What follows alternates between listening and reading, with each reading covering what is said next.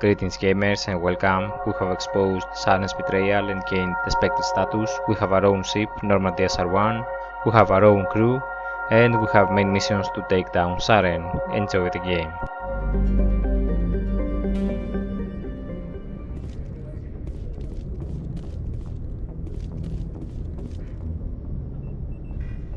If anyone has to take over for Captain Anderson, I'm glad it's you. I'm not sure about having non-humans on our ship, though. We're all on the same team here, Presley. With all due respect, sir, that's what they said about Nihilus. Look how that turned out. I'm in charge here, Presley. I decide if we have non-humans on this vessel. Yes, sir. Understood, sir. Speak freely, Presley. I want to know if you have a problem with non-humans. It's not that, Commander. Humanity has always handled its own problems. Saren attacked one of our colonies. We should be the ones to stop him. We don't need their help. Some people think asking for help is a sign of weakness. That's just being stupid and stubborn. No matter how strong you are, allies can make you stronger. I guess so. Maybe I'm just stuck in the old ways of thinking. But don't worry, Commander, this won't be a problem. How did you end up assigned to the Normandy? I signed up with the Alliance as a navigator right out of school, following in my grandfather's footsteps, I guess. My first posting was on the Agincourt. We were one of the first reinforcements to arrive at Elysium after the Blitz hit, and those raiders were no match for an Alliance frigate. Of course, the only reason the colony was still standing was because of you, Commander. I can't believe you held out as long as you did. How'd you end up on the Normandy? I got my officer's commission after Elysium. Must have made an impression on the right people. Captain asked for me when he was picking his crew. Carry on, Presley. Yes, sir.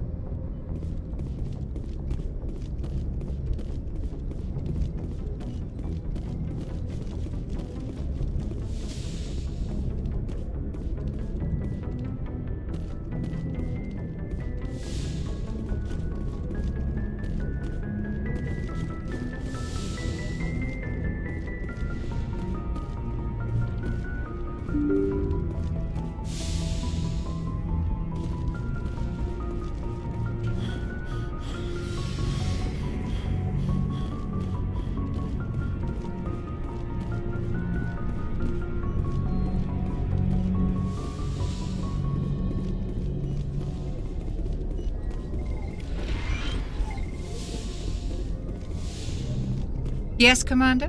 Is there something you need? I should go. Goodbye, Commander.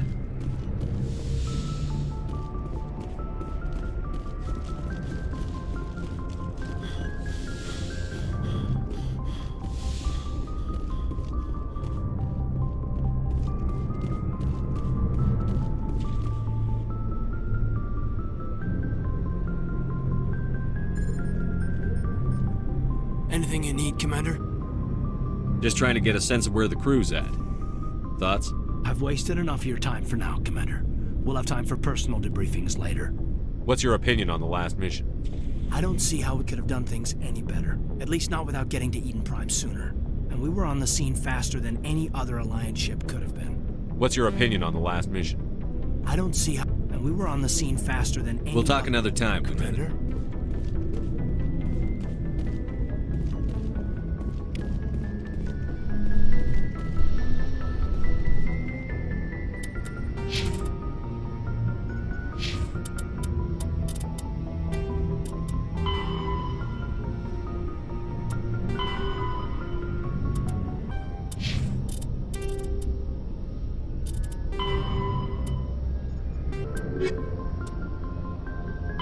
The 50,000. Though now extinct, the Rachni once threatened every species in Citadel. In the early 2160s,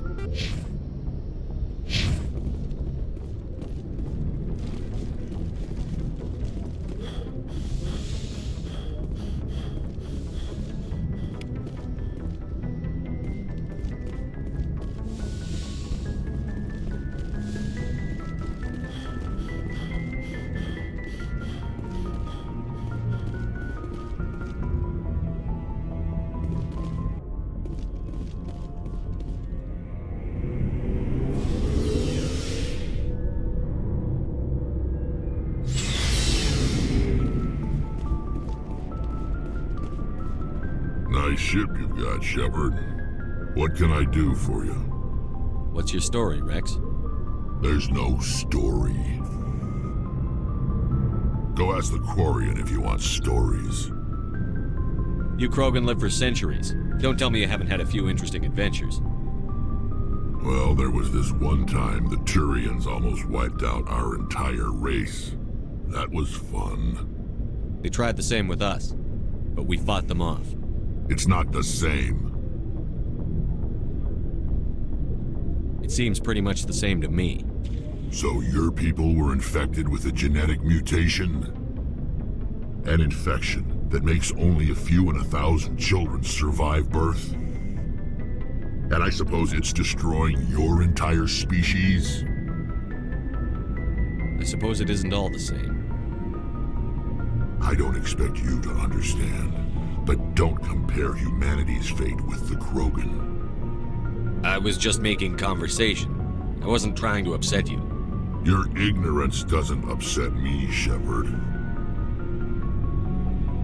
As for the Krogan, I gave up on them long ago. The genophage infected us, but it's not what's killing us. Are your people really dying? We're sure not getting any stronger. We're too spread out. None of us are interested in staying in our own system.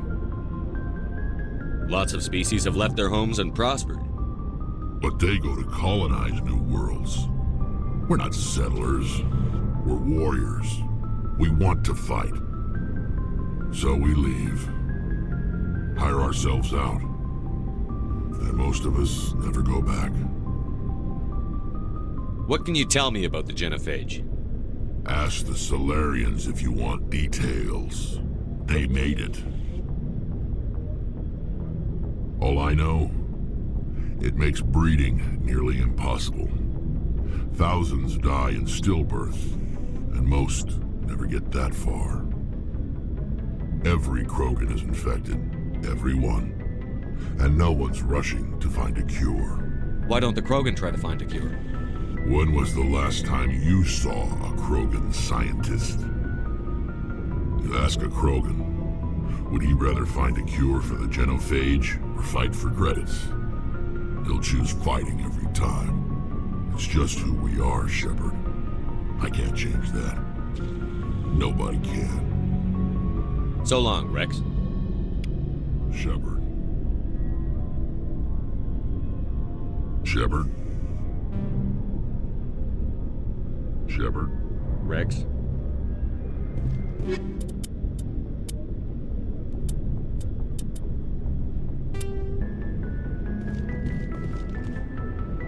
Commander? What's your opinion on the last mission? Kinda wish you'd got there sooner, Commander. No offense, I appreciate the rescue. I just wish... You wish we'd been able to save the rest of your unit? Yes, sir.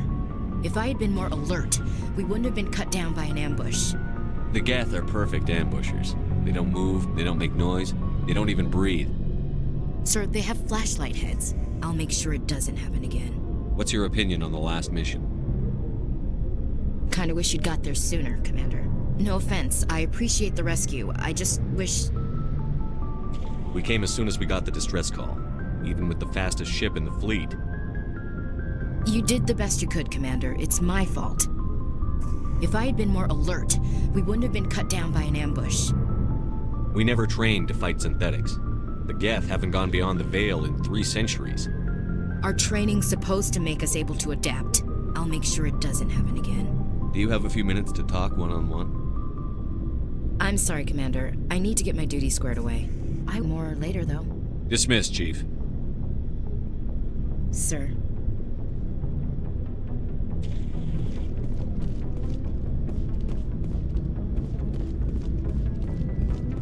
Thanks for bringing me on board, Commander. I knew working with the Spectre would be better than life at CSEC. Have you worked with a Spectre before? Well, no, but I know what they're like. Spectres make their own rules. You're free to handle things your way. At CSEC, you're buried by rules. The damn bureaucrats are always on your back. For the most part, the rules are there for a reason. Maybe. But sometimes it feels like the rules are only there to stop me from doing my work. If I'm trying to take down a suspect, it shouldn't matter how I do it, as long as I do it.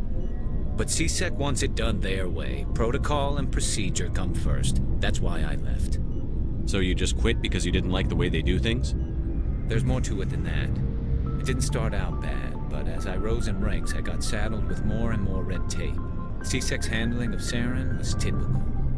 I just couldn't take it anymore. I hate leaving. I hope you made the right choice. I'd hate for you to regret it later. Well, that's sort of why I teamed up with you.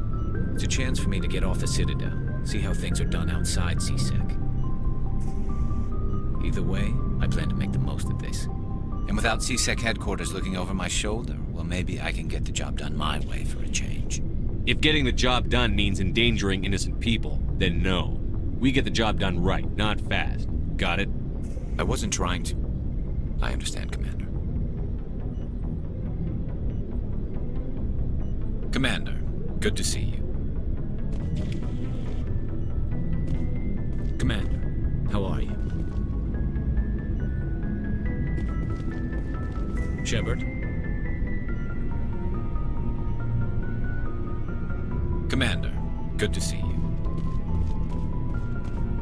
Looking for supplies?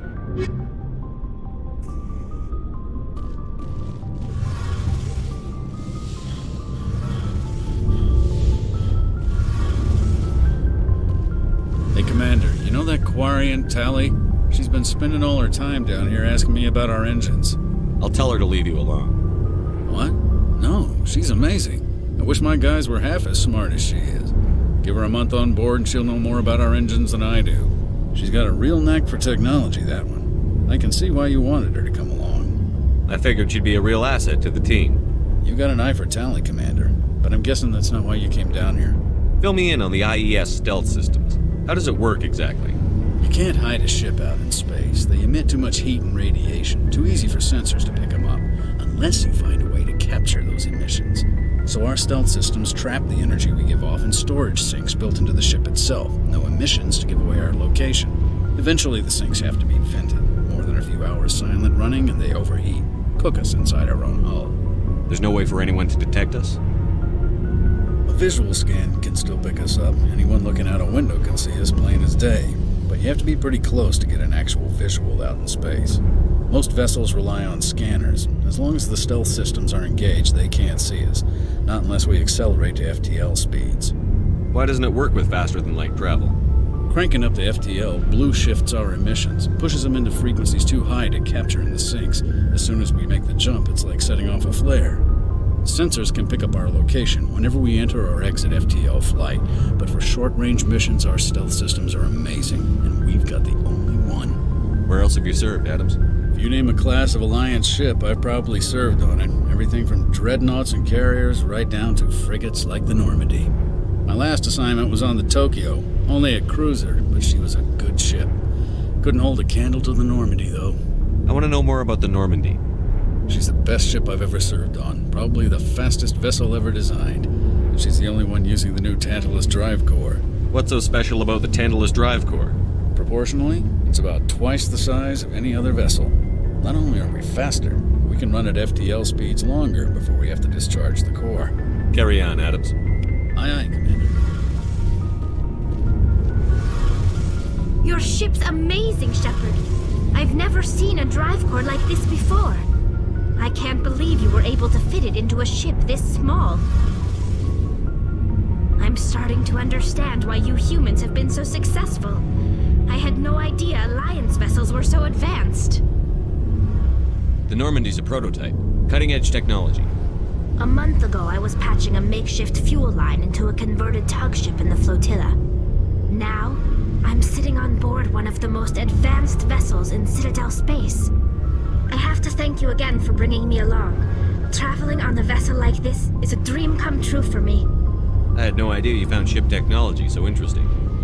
It comes with being a Quarian. The migrant fleet is the key to the survival of my people. Ships are our most valuable resource. But we don't have anything like this. We make do with cast-offs and second-hand equipment. We just try to keep them running for as long as we can. Some of the fleet's larger vessels date all the way back to our original flight from the Geth. I can't believe your fleet's still using ships that are 3 centuries old. They're constantly being repaired, modified, and refitted. They aren't pretty, but they work. Mostly. We've tried to make ourselves as independent as possible on the flotilla, grow our own food, mine and process our own fuel. But some things we just can't make on our own. A patch to maintain the hull integrity requires raw materials we just don't have. That's why our pilgrimages are so important. Tell me about your people. Our lives aren't easy. Resources are scarce, and we are constantly on the move. Everything we do must in some way contribute to the continuation of the migrant fleet. There are 17 million Quarians in the flotilla, and each of us relies on the others for survival. The bonds among my people are strong. Unfortunately, we have had to surrender many of the freedoms and civil liberties other species take for granted. What kind of freedoms? Well, it's illegal for parents to have more than one child. If our population grows too much, it would strain our resources to their breaking point. Of course, we also can't allow our numbers to become too few. If our population is in decline, the rule against single births is temporarily repealed. In extreme cases of population decline, incentives are even offered to encourage multiple births, though the Conclave hasn't had to take such measures in nearly a century. That's your government. The Conclave is our civilian branch of government. Each ship can elect a representative to serve on the Conclave and make decisions that affect the fleet as a whole. On matters that affect an individual ship, however, the captain has the final say. It's a tradition that dates back to the early days, when the fleet was governed by martial law. Fortunately, most captains nowadays are smart enough to have an elected council from their crew to give them advice and guidance. So the ultimate power rests with elected officials. In practice, the Conclave and the respective council for each ship tend to set the rules that govern our daily lives. But in theory, we are still under military jurisdiction. The 5 top-ranking military officials in the fleet serve on the Admiralty Board. These 5 have the power to overrule any decision by the Conclave in case of emergency. To do so requires unanimous agreement among the Admiralty, and they can only do this once. After that, the entire board must resign their posts. It's a safeguard that served us well. In nearly 3 centuries, the Admiralty Board has only overruled the Conclave 4 times.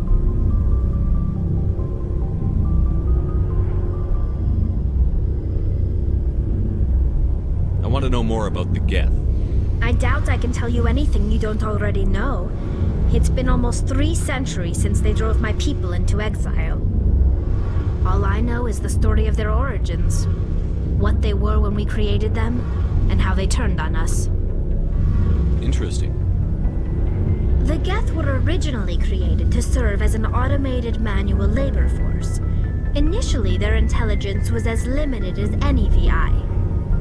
Over time, we made small modifications to their programming to allow them to perform more varied and complex tasks, bringing them closer and closer to true AI status.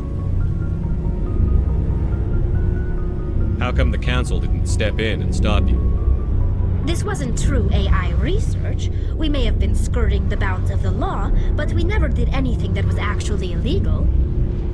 The changes were so insignificant, so gradual, that we were able to control them. Or so we thought. But one thing we underestimated was the power of the neural network. 1 million Geth thinking simultaneously created an inherently unstable matrix.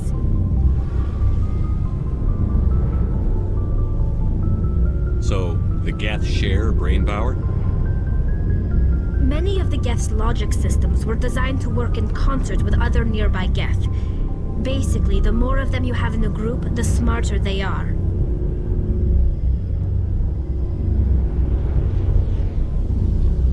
So there's some sort of group consciousness? No, nothing like that. They cannot share sensory data or information. Their programming cannot handle that much simultaneous input. Each Geth maintains an individual awareness and identity. The neural network only operates on a process-based level. It's basically the synthetic equivalent of a subconscious. But When they're in close proximity, they can coordinate low-level functional processes, freeing up more capacity for original or independent thought. That doesn't make any sense. I'm probably oversimplifying. The Geth are incredibly advanced and complex creations. All you need to know is that they get smarter when they gather in large numbers. As we built more and more Geth, their effective intelligence became more sophisticated, more abstract. One day, a Geth began to ask its Quarian overseer questions about the nature of its existence. Am I alive? Why am I here? What is my purpose? As you can imagine, this caused a near panic among my people. I don't see what's so bad about those questions. The Geth were created to engage in mundane, repetitive, or dangerous manual labor. That's fine for machines, but it won't satisfy a sentient being for long. The Geth were showing signs of rudimentary self-awareness and independent thought. If the Geth were intelligent, then we were essentially using them as slaves. It was inevitable the newly sentient Geth would rebel against their situation. We knew they would rise up against us, so we acted first. A general order went out across all Quarian-controlled systems to permanently deactivate all Geth. The Geth responded to this order violently.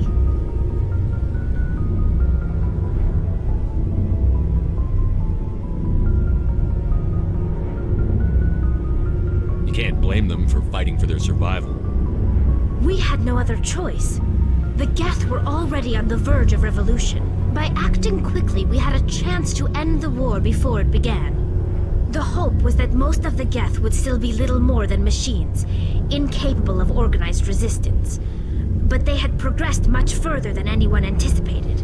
The war was long and bloody. Millions upon millions of Quarians died at their hands. In the end, we were forced to flee our own homeworld. We feared the Geth would pursue us, but they never came beyond the Veil.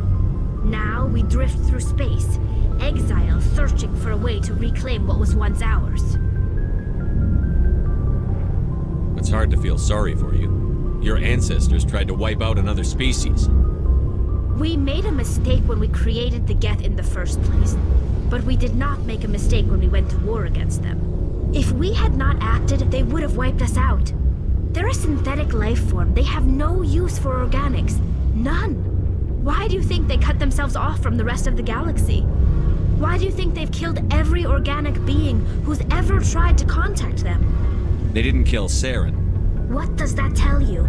The Geth are not innocent victims in all this. They're the enemy. They want to destroy us. Not just the Quarians. All organic life. That's why they've joined up with Saren. And that's why we have to stop him.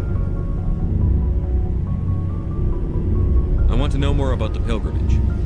When my people reach maturity, we leave our birth ships and seek acceptance with a new crew. It's necessary to maintain genetic diversity among the fleet. But no ship wants to accept someone who will be a burden on them. So, to prove our worth, we embark on a pilgrimage. We set out alone, leaving the flotilla and our families behind us. We only return once we have found something of value we can bring back to the fleet. This is presented as a gift to the captain of the respective ship we wish to join. If the gift is accepted, we are welcomed into the crew. Can a captain choose to reject the gift? That doesn't happen often. Most captains are eager to increase the size of their crew. It increases their own standing in our society. Even when the gift is not particularly valuable, the captain usually accepts it out of a sense of tradition. However, there is a stigma to presenting a substandard gift. It's not the best way to make a good impression on a new community. Most pilgrims don't return until they find something worthwhile. I can't believe they just send you off alone. It's not like they just cast us out.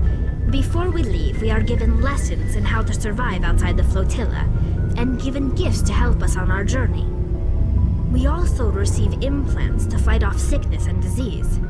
Generations of living in an isolated and highly controlled environment have left our immune systems weaker than most. By the time we leave the fleet, we are well equipped for the pilgrimage. This is a rite of passage for all Quarians. If it were dangerous, our numbers would suffer.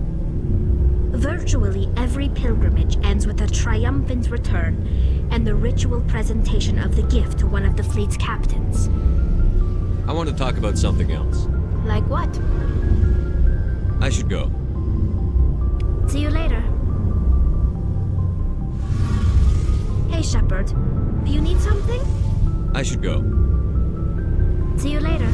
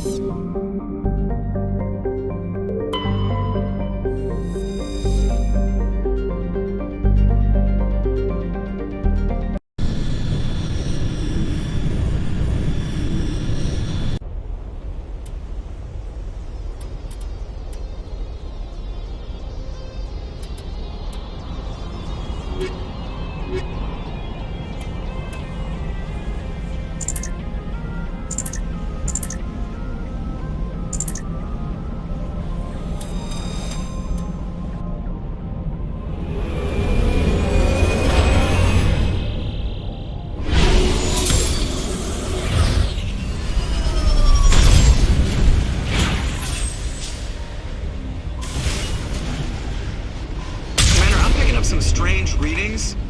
Really strange, like off the damn charts. It looks like it's coming from an underground complex a few clicks away from the drop zone.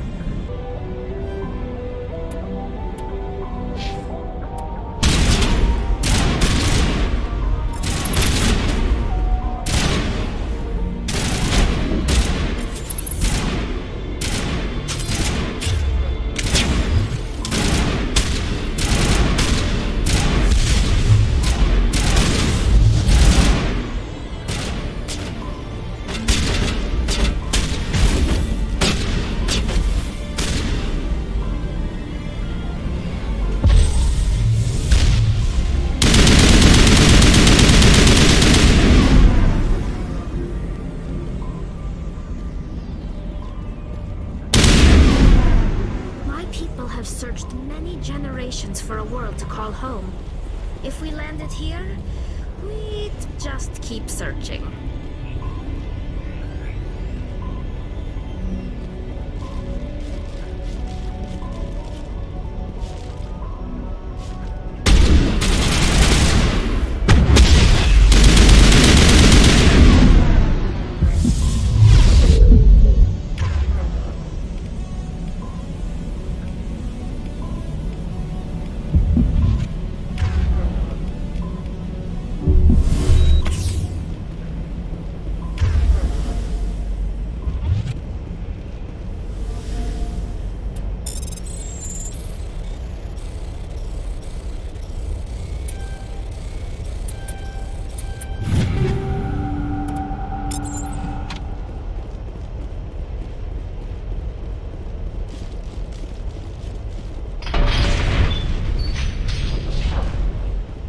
Remember to stay hydrated.